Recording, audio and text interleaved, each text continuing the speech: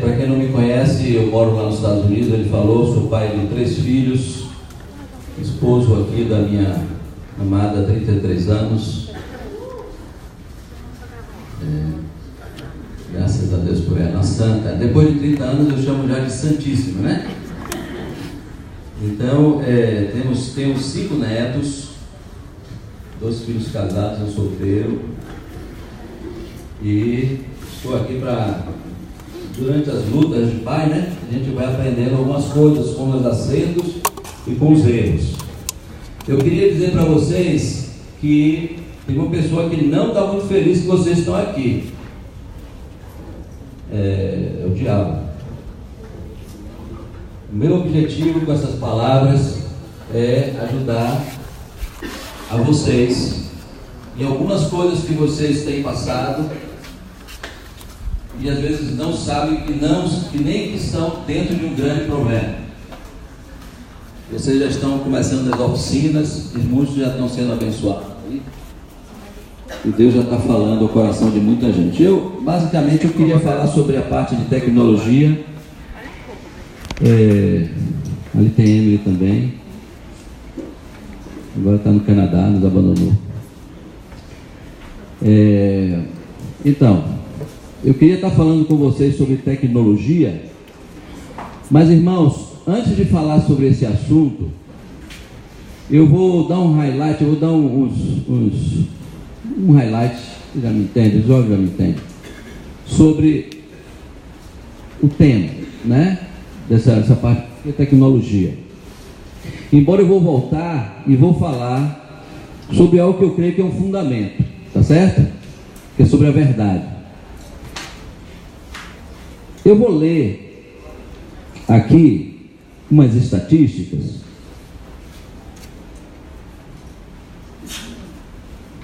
que vocês, para situar vocês de onde é que eu estou vindo, tá bom? Eu fui no congresso onde tinha um homem chamado Josh McDowell. Esse homem, ele uma pessoa que se converteu muitos anos atrás, 50 anos atrás. Ele fez alguns livros. Alguém já ouviu falar do livro Massa e Carpinteiro? Eu aconselho vocês lerem. É um livro tremendo. Fala sobre a defesa da fé, né? Ele se converteu. Obrigado. Ele se converteu tentando mostrar que não existia ressurreição de Cristo. E quando ele foi provando, um dia lá na Inglaterra, numa biblioteca, depois que ele viajou muito tentando provar que Jesus não ressuscitou, ele dá uma exclamação assim, né? É verdade. É verdade. E daí em diante, esse homem se entregou ao Senhor e ele veio desenvolvendo essa defesa de fé, e a prova que ele traz da história, né? Sobre a ressurreição de Jesus. Mas ele também se dedicou a 2 outras coisas. Ele se dedicou à parte de família. Ele é um excelente pai. E ele também se dedicou a dar uma palavra sobre pornografia e internet, vícios. Então, eu fui para uma conferência dele e ele me colocou, ele mais ou menos retratou assim, que se fossem 3 tempestades chegando ao mesmo tempo sobre a igreja. 3 tempestades. A primeira tempestade era a destruição do conceito de verdade. Tá certo? A segunda era o avanço exponencial da tecnologia da internet. E o terceiro é o avanço também exponencial da pornografia na igreja. Esses 3 temas ele coloca como sendo 3 tempestades chegando sobre a igreja. E ele deu algumas estatísticas, e eu vou começar sobre a segunda parte, que eu vou falar sobre a primeira, que é sobre a explosão da internet, né? Que diz mais ou menos assim, ó.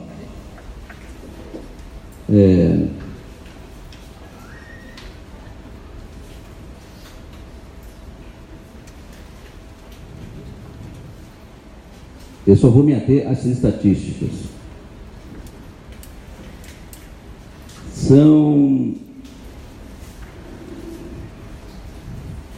Número de usuários na internet. Isso aqui está defasado mais ou menos 2 anos, viu, irmão? 3,3 bilhões. Hoje são cerca de 3,8 bilhões. E-mails. Mais de 210 bilhões de e-mails por dia estão transitando por aí. O número de web pages na internet, 14 trilhões. O número de websites, 1 bilhão. Twitter, mais que 1,4 trilhões por ano e mais que 4 bilhões por dia. O total de domains, 1,1 bilhões, domínios, né?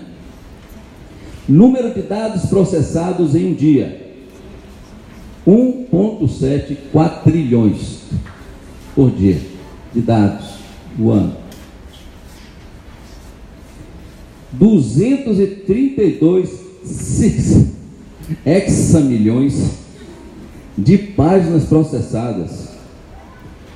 O YouTube, em 2015, mais que 576 mil horas de upload por dia. Subindo. 576 mil horas de upload por dia. Só de informação. Número de blogs em 2013, 181 milhões. 2014, 1,5 bilhões. Tudo cresce assim. Em 2015, 1,1 trilhões de pesquisas na internet por ano. Número de horas gastas na internet por semana, em 2012, 18 horas por pessoa, né? A média. 2014, 42 horas. 2015, 77 horas. Vamos conversar sobre isso. 80% dos pais não sabem nada sobre a rede social dos filhos. Foram 205,2 bilhões de downloads de aplicações em 2015. Dá para mudar a mente de uma geração ou não dá? Vocês estão dentro disso aqui? Vocês estão dentro disso aqui. Essas páginas estão passando por aí, indiscriminadamente, buscando a quem tragar. E quando não traga pelo pecado, traga pelo tempo.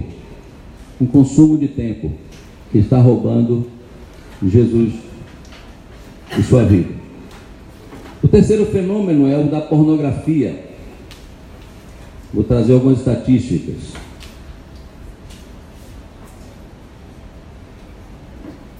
Jovens homens cristãos entre 13 e 24 anos estão ativamente procurando pornografia na internet. Desses, só 5% pensam que pornografia é mal.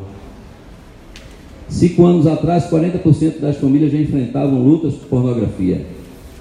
60% de problemas na família hoje é por causa de pornografia e não finanças. Mais que 2 bilhões de páginas pornográficas, 30% das páginas da internet são sobre pornografia.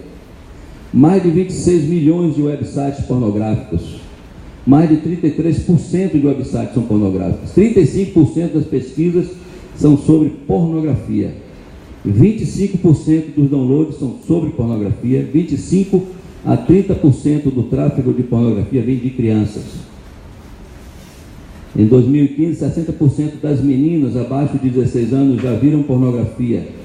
Em 2015, 90% dos meninos abaixo de 16 anos já viram pornografia.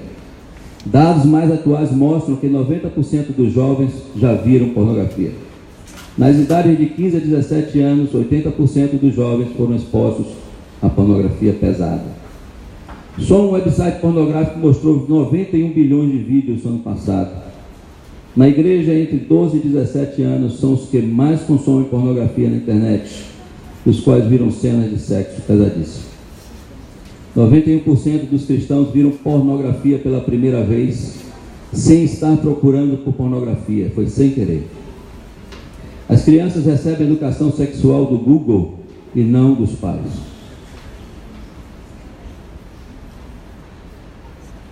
Afirmação: 85% dos cristãos na igreja estão com problema em pornografia. Ele diz: igreja, acorde. já está aqui dentro e ninguém quer falar sobre isso. Esse é o maior desafio enfrentado na história da igreja. Não houve nada na história da igreja que destruiu mais crianças, casamentos, famílias, pastores do que a pornografia.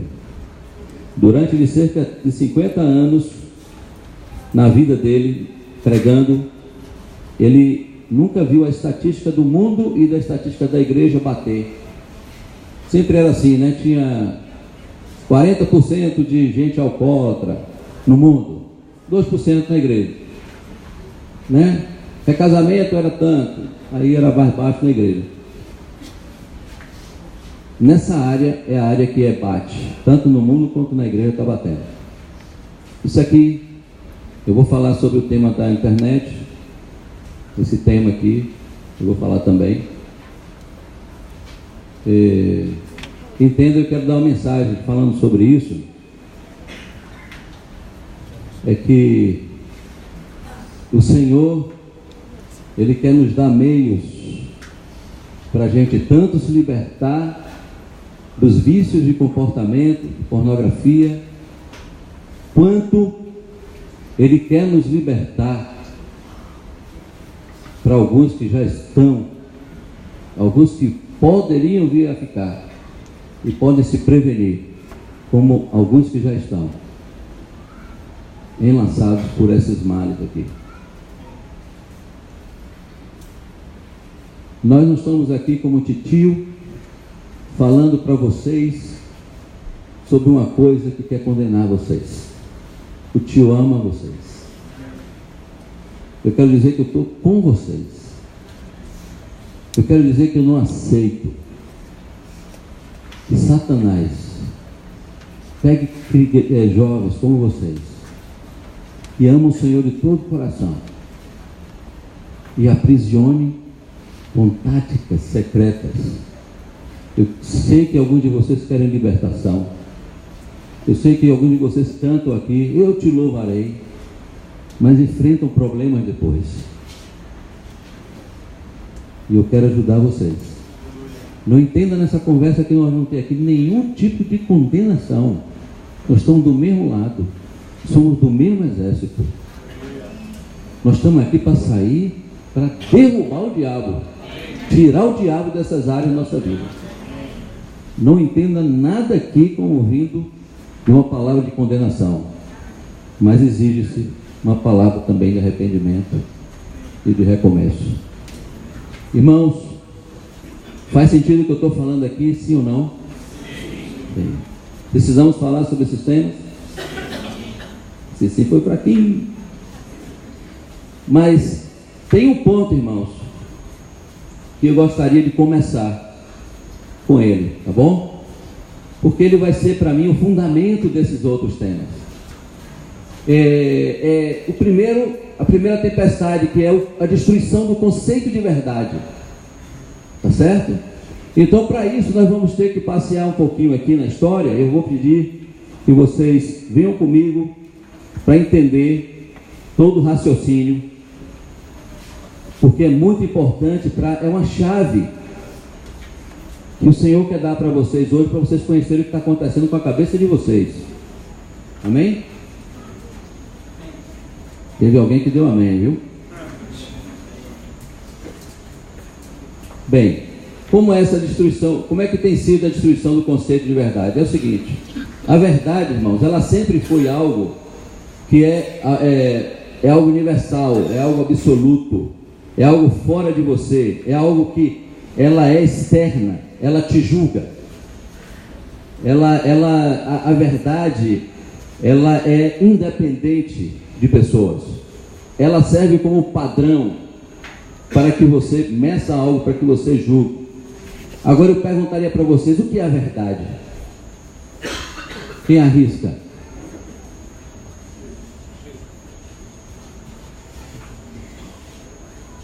O que é a verdade?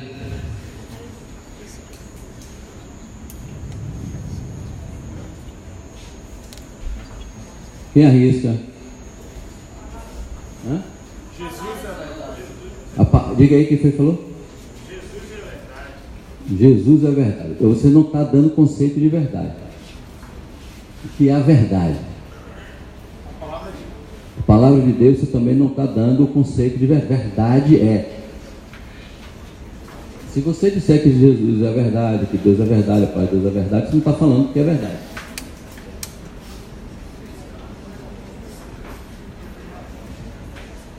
Fique tranquilo, viu, irmãos? Tem muito pastor que não sabe responder. Pelo menos foi o que ele falou. Né? Pai. A estatística mostra assim, irmãos, é que a verdade, ela tem deixado de ser algo externo para ser algo pessoal. É assim: o que você acha que é a verdade? Então alguém diz assim: a verdade para mim é tal coisa. O que você acha do homossexualismo? Bem, eu penso isso. E você? Eu acho que não dá certo. Então todo mundo se tolera, se conversa, aceita um ou outro. Mas o problema está no seguinte: é que essa verdade, ela é algo gerada dentro do coração da pessoa, dentro da mente da pessoa. A verdade, ela é criada. A verdade não é externa, existente. A verdade, ela é criada. Então, isso se deu com algumas revoluções. Uma revolução lá atrás da Renascença, né? Ela pegou o homem e disse assim: nós não precisamos de Deus. Por quê? Porque nós somos, olha como o homem é tremendo, olha como o homem é bonito, olha como o homem é. Então você via muitos bustos, né? Muitas pessoas criadas, muitas estátuas de homens, né? Aí depois veio outra revolução, que foi do iluminismo. Nessa revolução do iluminismo, ela falava assim: olha como o homem é inteligente, olha como o homem pensa, olha como o homem ele sabe tomar decisões. Aí veio outra revolução, a revolução industrial. Olha como o homem é criador, olha como o homem cria. E todas elas vinham dizendo assim: nós não precisamos de Deus, nós somos criadores, nós somos inteligentes, nós somos magníficos. Mas faltava uma para derrubar. Qual era? A criação. Ninguém conseguia explicar a criação. Aí veio uma outra revolução, que foi a revolução do darwinismo, que falou que o homem veio lá do macaco, veio a teoria da evolução, e você tirou Deus de cena. Hoje nós estamos vivendo um momento que se chama pós-verdade. É quando você tirou a verdade. Vocês sabem disso? Existe esse nome, pós-verdade?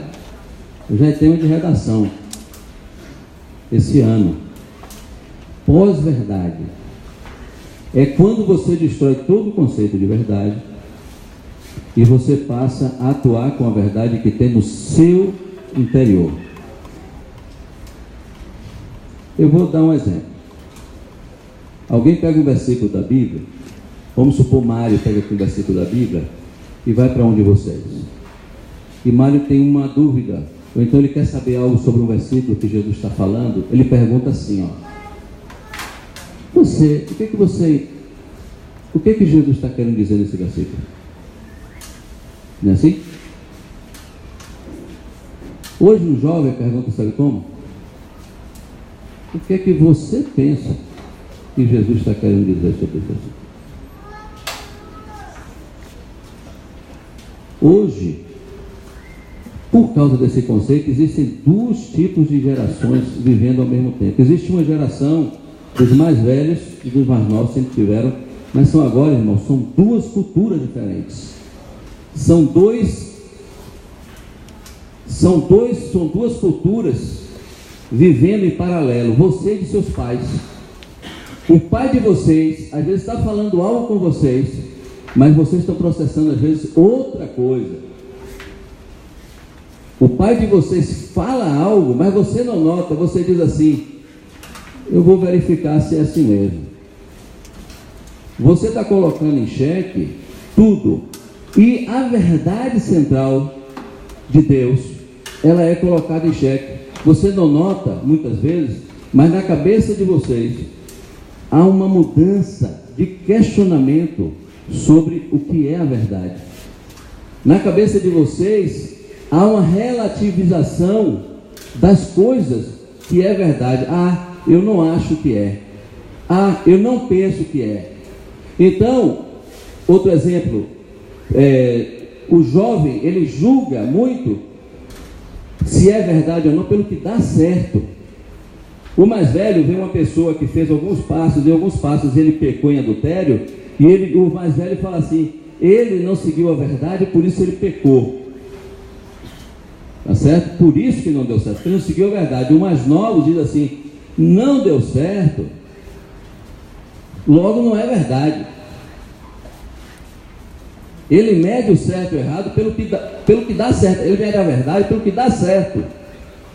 Então, se você pega, por exemplo, um pai hipócrita, e o pai está ensinando a Bíblia direito, então o que é que vai acontecer? O jovem hoje, ele não diz assim, o mais velho diria assim, ele não está seguindo a verdade que ele prega. O jovem tem a tendência hoje de dizer assim: o que ele prega não é verdade, e risca tudo e joga fora. Então, se seu pai pega o evangelho do reino para você, mas ele não está vivendo, ou então um pastor está falando com você, mas ele está errando, a tendência sua é fazer um X em tudo e jogar fora, inclusive a verdade. Por quê? Porque não funciona. Se não funciona, logo não é verdade. Mas isso não é verdade. O que ele está falando pode ser verdade, mas ele não segue a verdade, e você tem que seguir a verdade. Então, muitas vezes o jovem se desvia e está sendo enlaçado nisso. Por quê? Porque ele tem decepções com pessoas e ele joga a verdade junto com a pessoa fora, e ele toma decisões erradas porque ele não está discernindo que ele está questionando a verdade pelos motivos errados. Ele não está perguntando na verdade se é verdade ou não que ele prega, que a pessoa estava pregando. Não está. O que ele está fazendo é jogando tudo fora. E aí vai o evangelho do reino, irmão. E aí vai pureza, vai santidade, porque aquela pessoa errou. Faz um pacotão e joga tudo fora. Eu creio que é mais ou menos assim, né? Aqui tem uma estatística.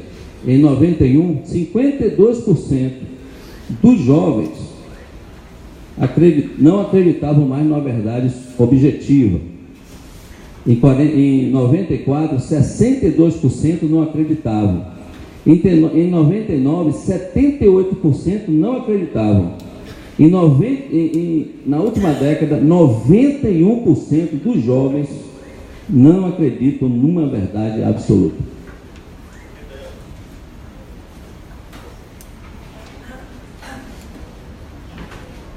Em 91, 52% das pessoas, dos jovens, não acreditavam numa verdade absoluta, uma verdade externa que te julga. Em 94, 62% das pessoas, dos jovens, não acreditavam. Esse número foi crescendo para 78% em 99 e 91% na última década. Essa estatística ela é confirmada por outras estatísticas que mostram que incrédulos, só 4% acreditam na verdade absoluta e 9% dentro da igreja acreditam na verdade absoluta.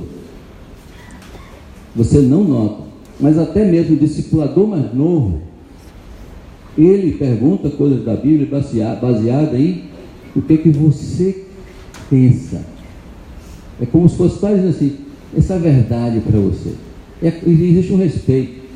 Você fala o que você crê e a pessoa respeita o que você crê, porque isso vai dar margem a muitos pensamentos, como os pensamentos de tolerância, né? Tem que se aceitar todo mundo. É mais ou menos assim?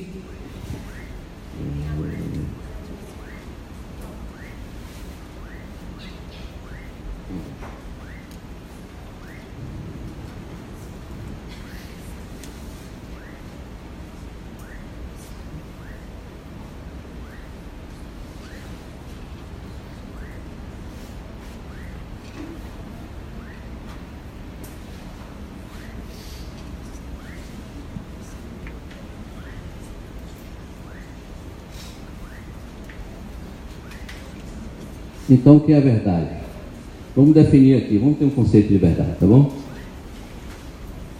Verdade é aquilo que é fiel ao original. Verdade é aquilo que é fiel ao original. Por que eu estou trazendo esse tema? Irmão, é aqui que está o problema hoje do discipulado, do relacionamento do pai e do filho, das duas culturas. Verdade é aquilo que é fiel ou igual ao original. Se eu tiver uma dúvida com o Mário, que aqui tem 1 litro de água, eu digo que tem 1 litro de água, ele disse que não tem 1 litro de água. Como é que nós resolvemos isso? Você sabe? Nós vamos lá em Paris. Lá em Paris tem as medições, os padrões para o mundo inteiro de 1 litro, de 2 litros, quanto for. Aí nós vamos lá e colocar contra o original. E quando nós colocamos contra o original, sabe o que acontece? Eu vou saber se isso aqui é verdade ou não. Pegou a ideia? Vocês observem, Jesus falou assim: eu sou o caminho, e a. Quando ele falou que eu sou a verdade, o que ele está dizendo? Que ele é igual a quem é original? Quem é? Deus. Ele falou assim: creiam no Pai, creiam também em mim. Quem vê a mim, vê ao. Tem algum outro versículo que você lembra? Você vai encontrar versículos que mostram o seguinte: ele referencia ao Pai através dele, porque ele é igual ao original. Então, irmãos, eu quero só salientar para vocês que esse conceito da verdade, ele tem que ser resgatado. Muitos de vocês têm olhado o pai de vocês e questionado o que eles falam. Por que vocês não sentem aquilo? Por que vocês não gostam daquilo? Ou porque vocês não acham que deve ser assim? Mas não é assim a vida. Nós temos uma verdade para nós seguirmos, e essa verdade, ela é absoluta. Ela vem do próprio Deus. Jesus fez o quê? Jesus, quando ele conversou sobre divórcio e recasamento, o que é que ele falou? Ele falou assim: olha, no princípio não era assim. Quando deram o tema casamento, ele trouxe o casamento e comparou com o original. Está lá. Jesus fez isso mais de uma vez. Nós temos um ponto de medida da nossa fé e daquilo que nós temos como verdade. Nós não somos como o mundo. A mulher tem que ser submissa, irmão? O marido tem que amar a esposa? O filho tem que ser obediente? Mas né? E as situações? Não existe mais e mais. Todo o Evangelho, eu queria que vocês abrissem aí em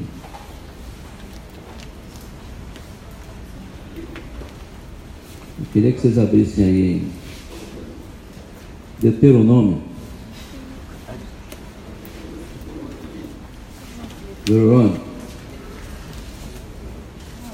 Capítulo 6.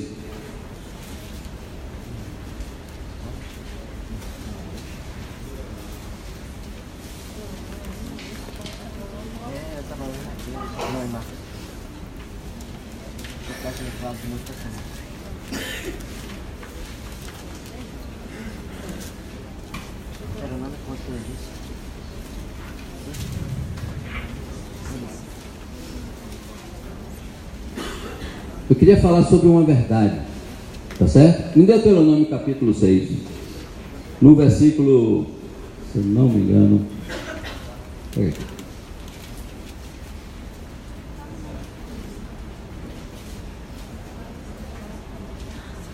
4, diz assim, ó. Vocês estão comigo? Eu queria estar com vocês aqui agora. Diz assim, ó. Ouve, Israel, o Senhor nosso Deus é o único Senhor. Irmãos, lá em Apocalipse, no capítulo 4, você tem seres que estão adorando a Deus. E eles começam a dizer assim, olha, digno és, Senhor, de receber a honra, a glória e o poder. E eles dão a razão por que eles vão fazer isso. E sabe qual é a razão que ele dá? Você sabe qual é a razão que aqueles seres tremendos que estão lá diante do trono de Deus, que eles dão? Isso tem a ver com a fé de vocês que eu estou falando. Esses seres, um dia, eles receberam a proposta de Satanás de se rebelar. E eles não se rebelaram. E eles tinham uma base que dava a eles o sustento do porquê eles não se rebelaram contra Deus. E ele diz lá em Apocalipse capítulo 4, ele diz assim, digno és de receber a glória e o poder. Por quê? Porque ele fala assim, porque tu criaste todas as coisas. Tu és o Criador de todas as coisas. Não faz sentido alguém se rebelar contra quem? Contra o Criador de todas as coisas. Essa é a verdade, irmãos, que eu queria salientar para vocês, como um exemplo, que é a verdade central. Quando Deus, em Deuteronômio, fala, ouve, ó Israel, o Senhor nosso Deus é o único Senhor, Ele está dizendo, irmãos, para aquela turma ali toda, que estava no meio de um mundo politeísta, que cria em tudo quanto é tipo de Deus. Ele fala assim, ouve, ó Israel, o Senhor nosso Deus é o único Senhor, é aquele que mandaria na vida de cada um. E quando você vai para as leis, não sei se você já viu, vai ter uma hora que na lei vai ter escrito assim, olha, os sacerdotes assim, os sacerdotes faz isso, coisas mais nobres espirituais. Depois ele fala assim, mas se um jumento cair, você faz isso. Fala de temas, irmãos, mais diversos. Ele fala da contaminação, de pegar uma pessoa que está contaminada, de pegar um morto. Ele fala de várias coisas. E por que ele fala de tudo isso? É porque Deus, irmão, Ele quer ser o Senhor de todas as áreas da nossa vida. Ele quer ser o Senhor quando o jumentinho cai, quando o sacerdote vai pregar. Não existe separação. Tudo isso que nós vamos falar está muito baseado nisso. Porque Deus, Ele quer ser o Senhor, mas não é o Senhor da vida do culto, o Senhor da vida da oração, é o Senhor da vida do colégio, é o Senhor da vida do filho, é o Senhor quando você está no quarto, é o Senhor que quando você está trabalhando. Todas as leis, são mais de 600 leis que Deus dá, todas entram em todas as áreas da vida da pessoa. Até dentro do quarto, Deus entra e diz, eu sou o Senhor. E quando você entregou a vida para o Senhor, teu irmão que diz assim, né? Cada milímetro da sua vida, Deus dá um passo à frente e fala, é meu. Não tem nenhuma área que fica fora. Jesus, Ele vem depois, e qual é o título que é dado a Jesus? Senhor. Jesus, Ele é o Senhor. Jesus é o Senhor quando você está aqui, irmãos, louvando. Mas Jesus é o Senhor nos seus estudos. Jesus é o Senhor na sua diligência, na sua profissão. Quando você acorda, quando você deita, não tem nenhuma área que, quando você entregou a vida ao Senhor, Ele não diga assim, olha, é minha área. Todas as áreas da sua vida, aqui está o centro da fé que tem que nos mover aqui a todos. É que Jesus Cristo, Ele é o Senhor. Ele é o Senhor quando você pega o smartphone, irmão. Ele é o Senhor quando você liga o computador. Você sabe o que é sincretismo religioso? Sincretismo religioso é o que os católicos fizeram. Ele dizia que Santa Bárbara era um demônio lá do candomblé, né? São Jorge era o outro, né? Tem igual Oxóssi, Oxum, não sei o que. Aí foram juntando os dois até que mistura, e aí que acontece? As pessoas começaram do candomblé dizendo assim: eu adoro São Jorge. Então isso é o sincretismo, é uma mistura que vai dar em algum lugar. Mas, irmãos, Jesus é Senhor, e nós dividimos nosso coração com o mundo, e nós íamos atrás de gastar o nosso tempo e não darmos tempo para o Senhor. Isso é um sincretismo com o mundo. Isso está levando a vida de vocês a viver uma vida dupla, politeísta.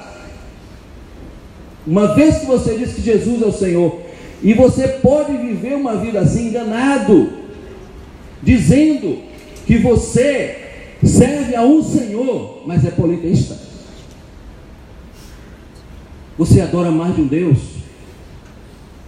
porque você se dedica seu tempo a Ele. E isso não está certo. Jesus, a primeira coisa que Ele quer dizer, irmãos, é ir resgatando o conceito dessa verdade. É que Jesus, Ele é o Senhor. Jesus, você entregou a vida a Jesus, e não se engane, quando você entregou, Ele levou a sério. E Ele fala de um ciúme. Esse ciúme é de um Deus que Ele não aceita nenhum outro Deus. Mas eu não estou adorando. Não está adorando a outros deuses? Porque não tem o nome de outros deuses? Aonde está o seu tesouro? Aí estará o teu, aí estará o teu coração. Aí vai estar seu tempo. Aí vai estar sua alegria.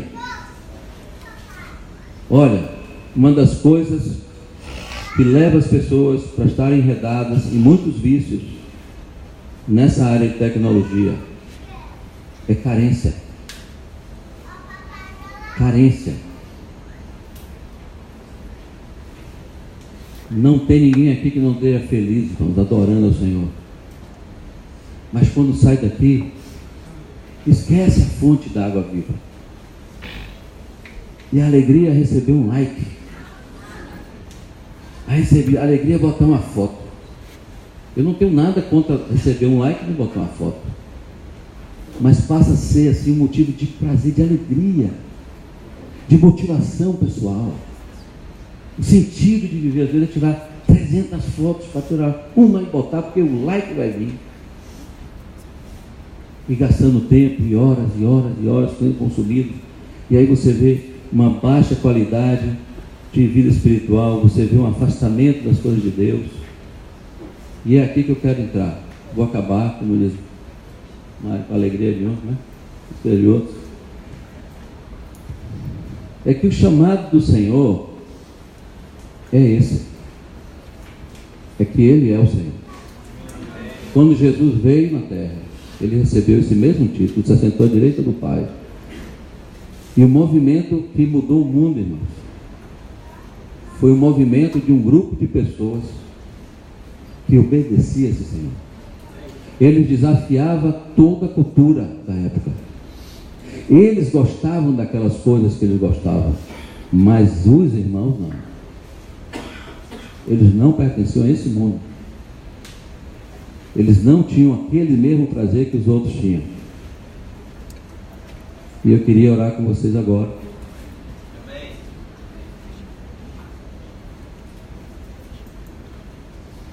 E peço que o Senhor possa estar falando e abrindo o caminho para a gente conversar amanhã e depois sobre tecnologia. Senhor meu Deus, eu quero te pedir, Senhor. Ó Deus, abre essas portas dos corações. Ó Deus, o Senhor já está falando, Senhor, através dos irmãos nessas oficinas. Eu te peço, meu Deus, que a tua graça, Senhor, seja derramada. Ó Deus, todo aquele que tiver, Senhor, algum tipo de problema, Senhor, nessas áreas. Ó Deus, que o Senhor tenha trazido aqui para a libertação. E que o Senhor saia com um povo, Senhor, tranquilo. Um povo, Senhor, liberado para te servir. Que não seja um povo, Senhor, dividido, mas que seja um povo, Senhor, ó Deus, liberado para te adorar, Senhor. Ó Deus, nós queremos repreender toda ação do diabo, nós queremos repreender toda ação de Satanás, Senhor. Nós queremos te pedir, Senhor, que toda escravidão, desde já, seja desfeita agora em nome de Jesus. Ó Deus, que toda cadeia, ó Deus, toda cadeia, ó Deus, toda cadeia na mente, Senhor, ó Deus, seja tirada. Ó Deus, tem gente aqui, Senhor, que está querendo libertação. Ó Deus, em nome de Jesus Cristo, Senhor, venha a tua libertação já, Senhor, sobre essas pessoas. Ó Deus, em nome de Jesus Cristo, eu te peço que o Senhor nos abençoe, Senhor, nesses dias aqui, Senhor. Amém. Amém. Um minuto mais para o Espírito Santo. Continue com os olhos fechados, com a alma quietada. Deixa o Espírito Santo continuar falando contigo, para que o inimigo não arrebate absolutamente nada do teu coração, que nada dessa palavra caia à beira do caminho.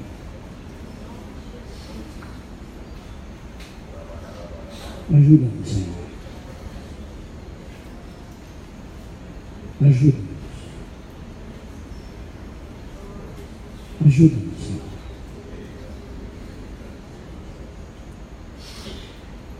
Ajuda-nos. Fala com cada um em particular, Pai.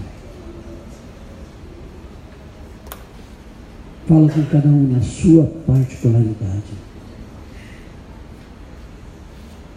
Ministra, Senhor, a cada coração. Um minuto mais para o Espírito Santo. Deixa ele continuar trabalhando no teu interior, na tua mente, no teu coração. Deixa essas palavras descerem com profundidade na tua mente, no teu coração.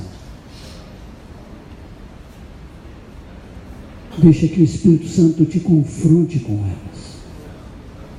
Permita que ele sonde o teu coração. Um minuto mais para o Espírito Santo.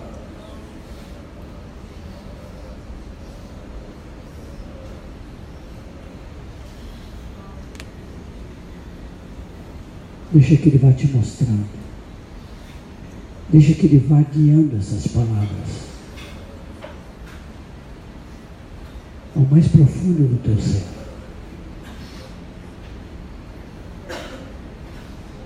É um conceito grave. É o deslocamento da verdade.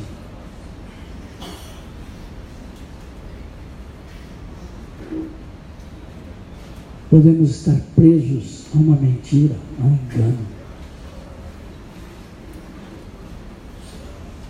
A mentira aprisiona, mas a verdade liberta. Um minuto mais para o Espírito Santo. Se ele continuar falando contigo, aprofunda a tua meditação. Traz para ti. Traz para ti. Te confronta.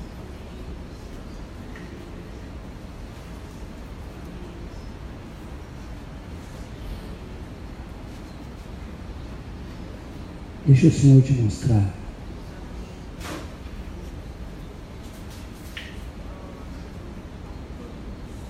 Um minuto mais.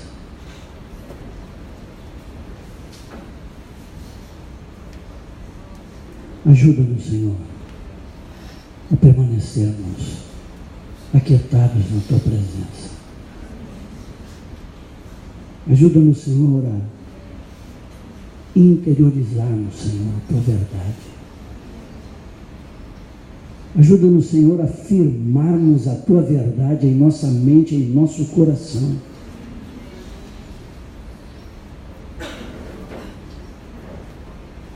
Porque assim, Senhor, nada irá nos enganar. Nada irá nos roubar, Senhor, de Ti mesmo.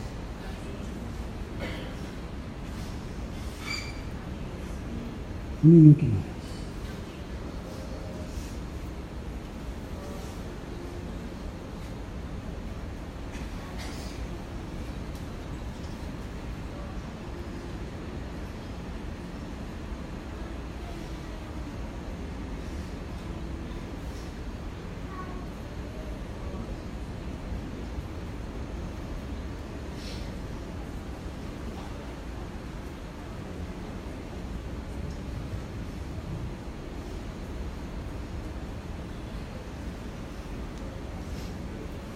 O Senhor nosso Deus é o único Senhor.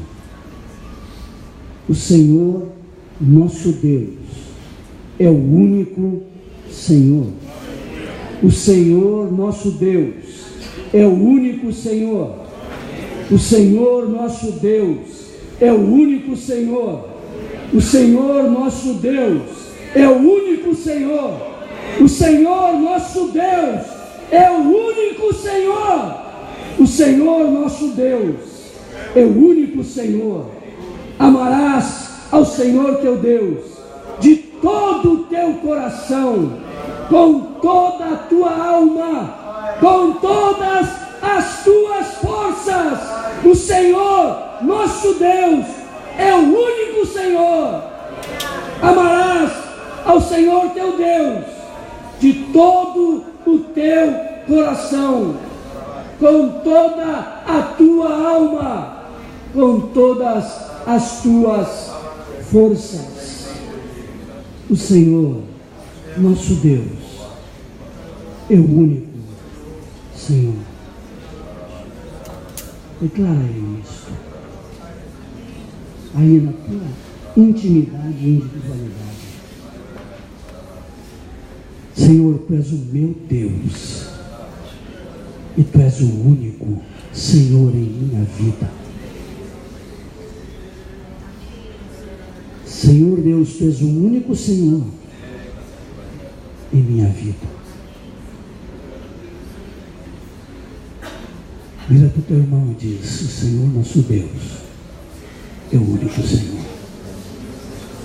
Declara para o teu irmão, declara com a certeza de que essa é a verdade. Senhor nosso Deus, Rodrigo, é o único Senhor. Amarás o Senhor teu Deus de todo o teu coração, com toda a tua alma, com todas as tuas forças. Alma, corpo e espírito. De todo o teu coração, espírito. Toda a tua alma, com todas as tuas forças, teu corpo. Intensidade total, integridade total do teu ser. Amando ao teu Senhor. Amém? Olhe um pelo outro. Abençoa o outro. Abençoa o teu irmãozinho do lado. Senhor nosso Deus é o único Senhor. Senhor nosso Deus é o único Senhor. Senhor nosso Deus é o único Senhor. Ele é o único Senhor. Amarás ao Senhor teu Deus de todo o teu coração, com toda a tua alma, com todas as tuas forças. Aleluia. Amarás ao Senhor teu Deus todo o teu coração. Aleluia. Senhor nosso Deus é o único Senhor.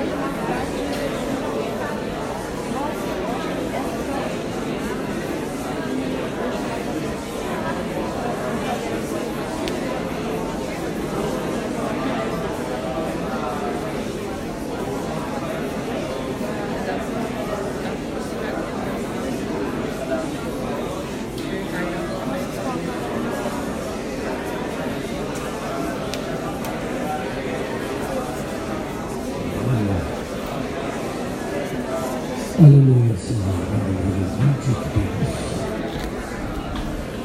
Bendito Deus.